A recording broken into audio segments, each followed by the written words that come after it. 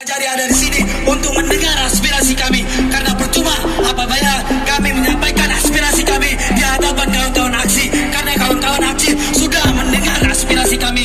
Mohon Bapak Kajari tolong hadir kemari Bapak Kajari, kalau tidak kami masuk semua sebagai kawan-kawan.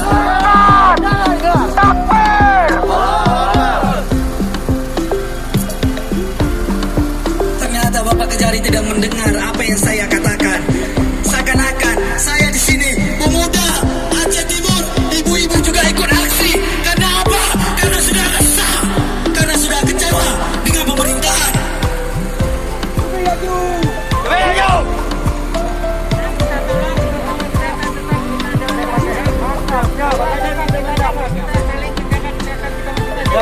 Siap Bapak Polisi, siap Bapak Polisi.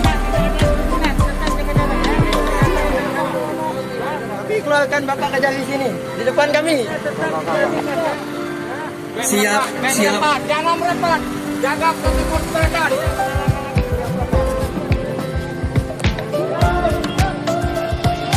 Baik, terima kasih Bapak Kepolisian, terima kasih. Tepuk tangan Bapak untuk Bapak Kepolisian.